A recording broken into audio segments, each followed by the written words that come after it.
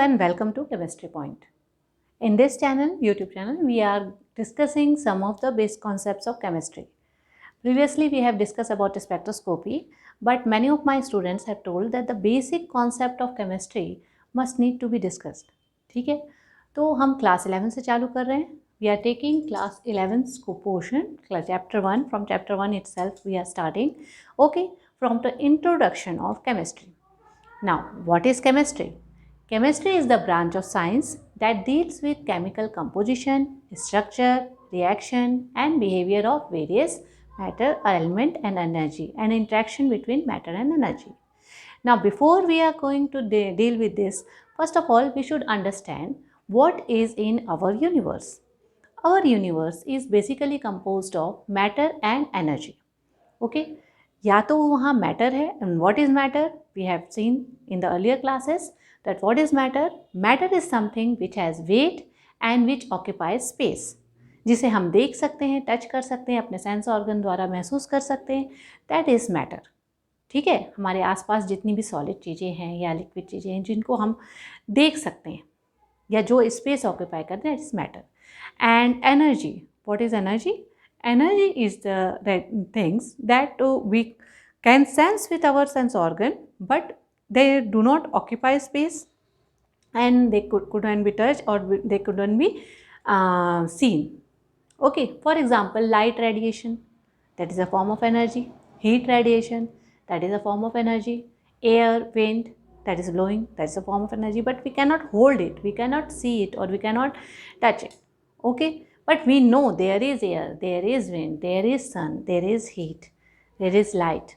Okay, so basically whole universe is divided into these two parts. The Einstein have derived the equation between this energy and matter, that matter could be converted into energy and energy could be converted into matter. ठीक है, E is equal to mc square. If we are rotating any material with the speed of light, that means c, then the energy that is generated, that means matter is converted into energy, and how much energy? That is equal to mc square. Okay, so now we come to the further concepts. इसमें हम शुरुआती introductory part, that why chemistry is necessary, why we do study chemistry, and what are the various aspects of chemistry, the branches of chemistry, their physical chemistry, organic chemistry, inorganic chemistry. Okay, all these things we are not going to discuss everything in detail. We are going to discuss the important key points. Now, come to the law of chemical composition, that is the basic thing in the for study of the chemistry. Okay, ये सबसे पहले discovered हुए थे law of chemical composition, कि chemical compound आपस में जब react करते हैं, so what will be the nature of, what will be the law which governs there combination. Okay, basically इसमें 5 लॉज हैं. पहला है law of conservation of mass, second is law of constant composition, third is law of multiple proportion, fourth is law of reciprocal proportion, and fifth is Gay-Lussac law of gaseous volume. तो इन सभी को हम एक एक करके discuss करते हैं. Okay, so first of all let us discuss about law of conservation of मास.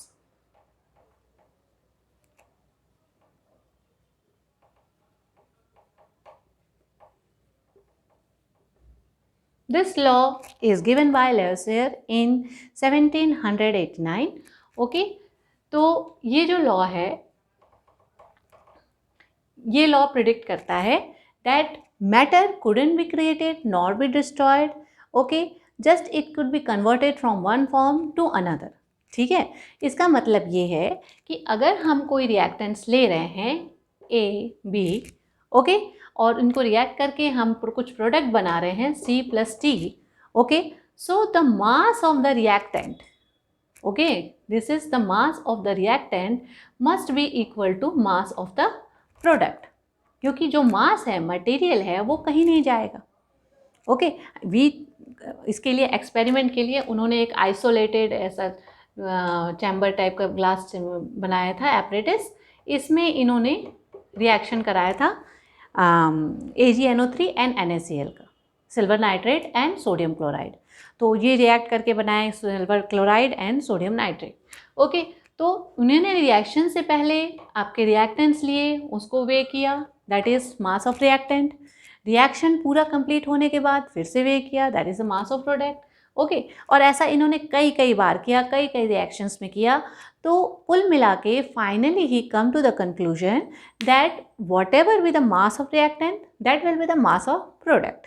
अगर उसमें से मास लॉस नहीं हो रहा है, यानी कि वेपर के फॉर्म में नहीं निकल रहा या हीट के फॉर्म में नहीं निकल रहा, ठीक है, आइसोलेटेड सिस्टम, उस केस में mass of law of conservation of mass state that the mass of in any reaction, in any chemical reaction, the mass of the reactant and mass of the products are equal. That is matter couldn't be created or destroyed. आगे जाके further ये improvement हुआ, जैसे मैंने अभी आपको बताया था कि matter could be converted into energy. फिर उस केस में ये हो गया कि mass and conservation of mass and energy, the law of conservation of mass and energy, mass का भी एनर्जी का भी, यानी कि total amount of mass and energy that is present in the system before the reaction must be equal to the product. Okay, product में जो मास बन रही है, एनर्जी बन रही है, वो उसके बराबर होंगे, दोनों मास बराबर हो। Got it? Okay, now we come to the second law. Proust ने दिया था ये law, law of constant proportion, law of constant proportion। Okay, ये लॉ दिया गया था 1799 में प्राउस्ट द्वारा। ओके, इसमें इन्होंने क्या कहा कि कोई भी केमिकल कंपाउंड जिसमें जो अलग एलिमेंट से बना है, फॉर एग्जांपल ANB, ओके, एक केमिकल कंपाउंड है जिसका फॉर्मूला है AB2। ओके, तो कोई भी केमिकल कंपाउंड जब फॉर्म होता है तो वो एक पर्टिकुलर रेशियो में वो एलिमेंट्स आपस में कंबाइन करते हैं and that ratio is maintained in despite of the source from which we take that material. ठीक है, सिंपल सा एग्जांपल हम बताते हैं, जैसे कि फॉर एग्जांपल हम लें पानी, वाटर, H2O। ओके, H2O में हाइड्रोजन एंड ऑक्सीजन 2:1 के रेशियो में ऐसे मोल के हिसाब से जुड़े हैं, और अगर मास के रेशियो को लेंगे तो दैट इज़ 2:16 या 1:8 के रेशियो में अकॉर्डिंग टू मास। ठीक है, तो हम वाटर किसी भी सोर्स से लें, we take tap water, we take rain water, we take river water, कहीं से भी लें, या हम लेबोरेटरी में वाटर प्रिपेयर करें, कहीं से भी अगर वाटर मॉलिक्यूल हम लेते हैं तो the element combine in the same constant proportion in which it is found. ठीक है, किसी भी कंपाउंड में जो एलिमेंट फॉर्म कंबाइन करते हैं वो एक कांस्टेंट कंपोजिशन या डेफिनिट प्रोपोर्शन में कंबाइन करते हैं। This is the second law, law of constant proportion. Next is law of multiple proportion. Okay, according to this law, when two elements combine with each other to form more than one compound, okay, when two elements combine with each other to form more than one compound, they do so in such a ratio that is simple whole number ratio to one another. I am explaining it. For example, take the example of H2O and H2O2. Okay, when two elements, hydrogen and oxygen, these are the two elements, they form more than one compound, not only water but they are forming hydrogen peroxide also. When two elements combine to form more than one compound, they do so, they combine with the fixed volume of one element so that the ratio of their masses are in simple whole number ratio. For example, यहाँ पर hydrogen हमने लिया है 2 and oxygen का है 16, यहाँ पर hydrogen 2 and oxygen का है 32. If we take ratio of these two things, that is 16:32, then we will get 1:2. That means oxygen combine with hydrogen to form water and hydrogen peroxide, and they do so that their ratio is in simple whole number ratio. This is known as law of multiple proportion given by Dalton. इसमें इन्होंने for example एक और example की मदद से हम इसको explain करते हैं। nitrous oxide NO2, okay, N2O3. All these are the oxide of nitrogen, NO. Okay, now here what we can see that two elements nitrogen and oxygen combine to form more than one compound. यहाँ पर इतने सारे compound बन रहे हैं, तो यहाँ पर जो नाइट्रोजन है वो oxygen combines with the fixed, पहले हम इसको फिक्स्ड अमाउंट लेते हैं, तो चूंकि यहाँ पर 2 है, ओके, यहाँ 1 है, तो या तो हम इसको 1 में लें या 2 में लें, तो प्रॉपर ये होगा कि इसको 2 में लें। तो यहाँ पर ऑक्सीजन है 16, यहाँ पर ऑक्सीजन है 32, यहाँ पर ऑक्सीजन है 40 और यहाँ पर ऑक्सीजन है 60। ओके, सो अब यहाँ पर नाइट्रोजन का हमें फिक्स्ड अमाउंट लेते हैं, N2 लेते हैं, तो इसका 2 लेने के लिए हम इस पूरे को 2 से इंटू कर देंगे, ओके, और इसको भी 2 से इंटू कर देंगे, तो ये हो जाएगा 16:64:48:32। ओके, और अगर हम इस मास का रेशियो लें तो ये आ जाता है 1:4:3:2, जो कि एक सिंपल होल नंबर रेशियो है।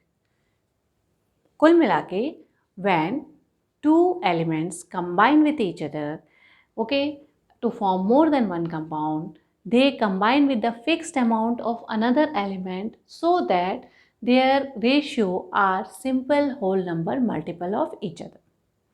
ठीक है, ये है आपका लॉ ऑफ मल्टीपल प्रोपोर्शन। इसके बाद है law of reciprocal proportion. So law of reciprocal proportion, law of reciprocal proportion state that when two elements combined with a third element, they do so in such a manner that is same or simple whole number ratio when they combine with each other. ये थोड़ा सा इससे ज़्यादा complicated है, but it is not so much also. For example हम लेते हैं hydrogen, sulphur, oxygen. Okay, sulphur जो है हाइड्रोजन के साथ कंबाइन करके बनाता है H2S, ऑक्सीजन जो है हाइड्रोजन के साथ कंबाइन करके बनाता है H2O।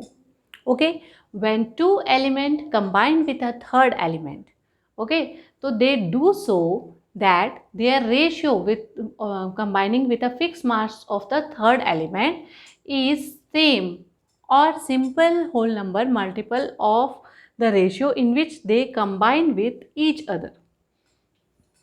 ठीक है, इसको समझते हैं।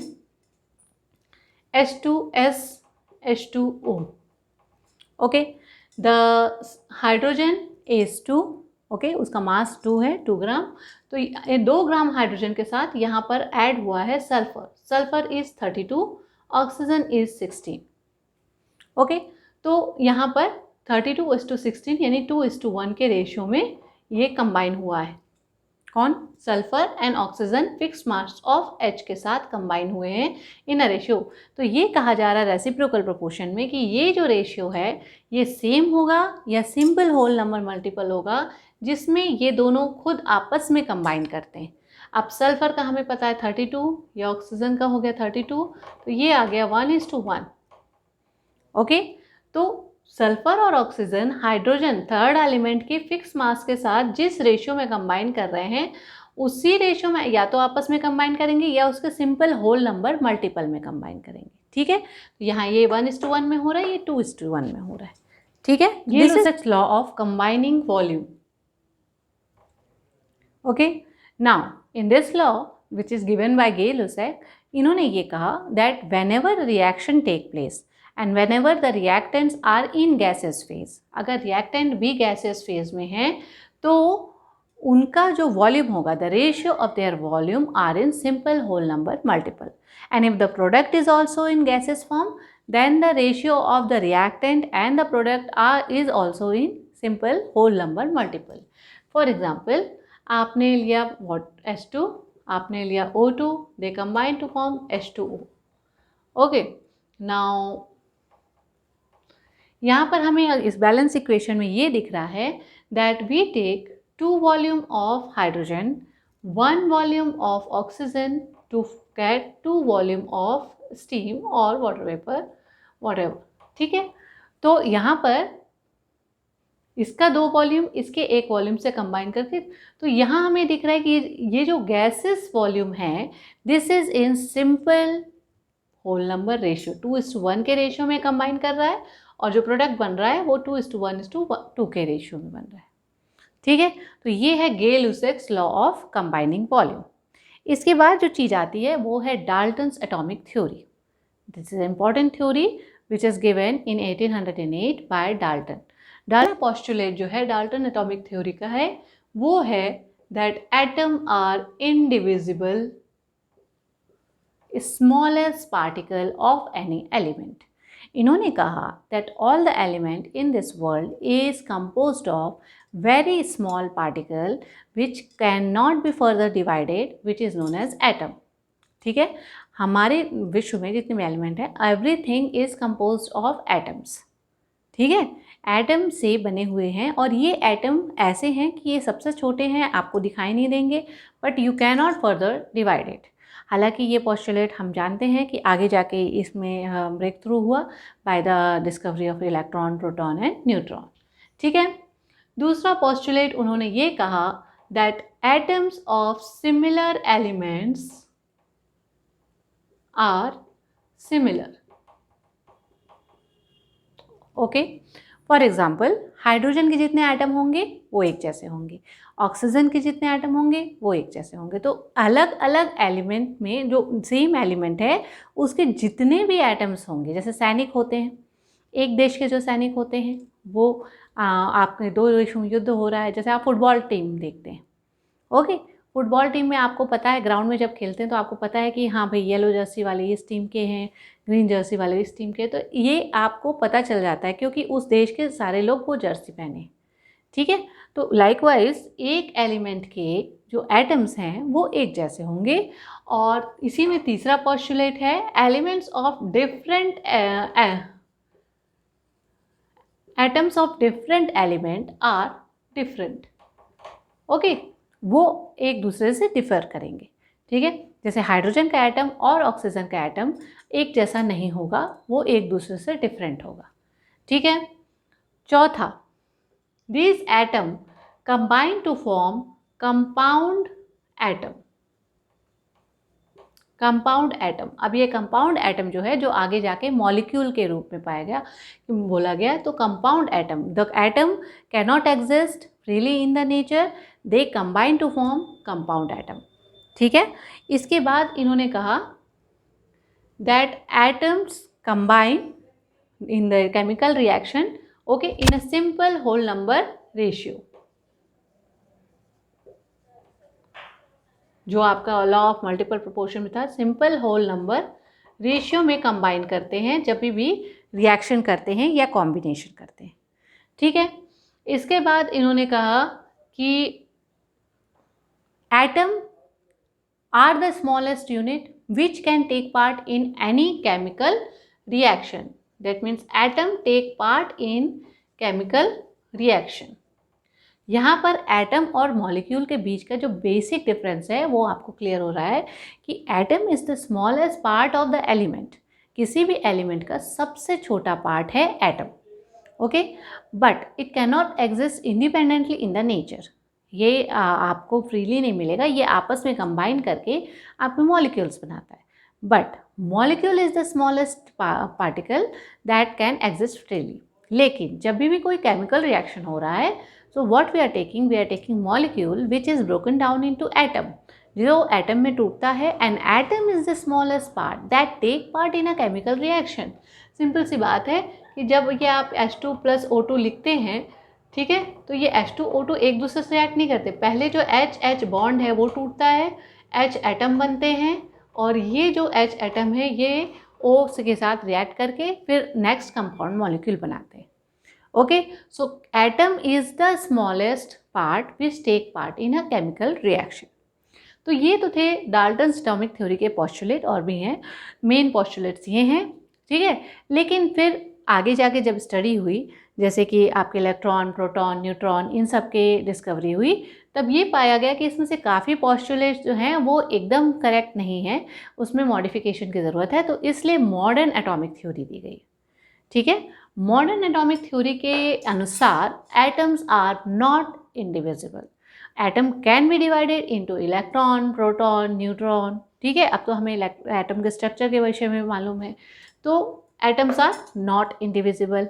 इसी तरीके से आइसोटोप के केस में हम देखते हैं कि atoms of the same element, ठीक है, जैसे C12 एंड C13, ठीक है, ये C12 C13, atom of the same elements are different in some respect. इसमें 12 है, इसमें 13 है, तो ये डिफरेंट है, लेकिन ये है तो एक ही एलिमेंट के। तो इस तरीके से सेकेंड पोस्टुलेट में ही मॉडिफिकेशन हुआ that some time atoms of same elements are of different configuration. तीसरा है चौथा, कंपाउंड एटम को मॉलिक्यूल कहा गया। ओके, कंपाउंड एटम का नाम मॉलिक्यूल रखा गया। फिर है आपके बाकी पोस्टुलेट्स तो ठीक है। ओके, तो ये है आपका मॉडर्न एटॉमिक थ्योरी, और भी बहुत सारी चीज़ें उसमें ऐड की गई। So this gives you overview about the atom. इसके अलावा जो है आपको मोल कॉन्सेप्ट इंट्रोड्यूस किया गया है फर्स्ट चैप्टर में। Okay, mole is the Avogadro hypothesis पहले इंट्रोड्यूस किया गया। फिर कि जब भी कोई गैसेस रिएक्टेंट यहाँ पर कंबाइन करते हैं तो उनका जो वॉल्यूम है वो सिंपल होल नंबर रेशियो में रहते हैं। जैसे इसका ये 2 वॉल्यूम, इसका 1 वॉल्यूम, इसका 2 वॉल्यूम। तो एवोगैड्रो ने ये देखा कि at STP standard temperature and pressure पर, स्टैंडर्ड टेम्परेचर हमें पता है 273.16 K और प्रेशर हमें पता है 1 एटमॉस्फेयर। स्टैंडर्ड टेम्परेचर प्रेशर पर अगर इक्वल वॉल्यूम है सब्सटेंस का, ठीक है, दो अलग अलग गैसेस भी हैं जिनके इक्वल वॉल्यूम हम ले रहे हैं, than equal volume contain equal number of particle. ठीक है, equal volume contain equal number of particle. For example एक वॉल्यूम में ये n पार्टिकल है तो 2 वॉल्यूम में 2n पार्टिकल होंगे। ठीक है, इसी चीज़ को उन्हें और आगे स्टडी किया तो उन्हें ये पता चला कि एट STP, ठीक है, अगर उसका मॉलिकुलर वेट हम लेते हैं उसका वॉल्यूम हमेशा जो होता है 22.4 लीटर होता है। At STP the molecular weight of that substance contains 22.4 litre volume. ठीक है, और तीसरी चीज़ उन्होंने ये कहा कि इस 22.4 लीटर में जो पार्टिकल्स होते हैं वो होते हैं 6.023 इंटू 10⁻23। इसी पार्टिकल को उन्होंने नाम दिया mole. So mole is the quantity, this is amount of the substance that is present in 22.4 litre of any gas at STP। ठीक है, इस तरीके से हम बोल सकते हैं कि that the number of atom that is present in 22.4 liter of that particular gas at STP is known as mole। ये मोल जो है या एटम में भी हो सकता है, मॉलिक्यूल में भी हो सकता है और आयंस में भी होता है। ठीक है, तो जब इसके बारे में एक सेपरेट वीडियो है, लिंक डिस्क्रिप्शन में है, आप इसे ज़रूर देखें। ओके, अगर आपको मोल कॉन्सेप्ट के बारे में डिटेल से जानना है तो मैंने पहले एक सेपरेट वीडियो बनाया था। तो ये जो है 1 मोल जब एटम के कॉन्सेप्ट में लेते हैं तो हम उसे बोलते हैं 1 ग्राम एटम। 1 ग्राम एटम में 6.023 10⁻23 पार्टिकल एटम के होते हैं। 1 ग्राम मॉलिक्यूल, 1 ग्राम मॉलिक्यूल भी 1 मोल है। ओके, 1 मोल मॉलिक्यूल है तो ये जो है इसमें 6.023 इंटू 10⁻23 पार्टिकल होते हैं मॉलिक्यूल्स के। ठीक है, लेकिन जो इसका वेट होगा that is its atomic weight. For example हम ऑक्सीजन लेते हैं, ऑक्सीजन का एक atom 1 gram atom of oxygen. ठीक है, तो इसका 1 ग्राम एटम ऑफ ऑक्सीजन का वेट कितना होगा 16 ग्राम।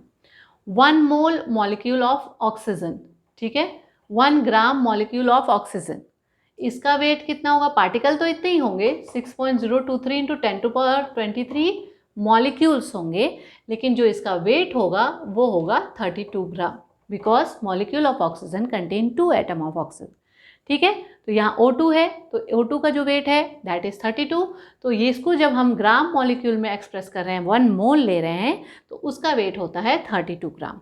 इसी तरीके से किसी भी केमिकल कंपाउंड के फॉर्मूले से हम कैलकुलेट कर सकते हैं कि उसका मॉलिकुलर मास कितना होगा, और मॉलिक्यूलर मास कैलकुलेट करके हम ये पता लगा सकते हैं कि उसके 1 मोल में कितना वेट होगा।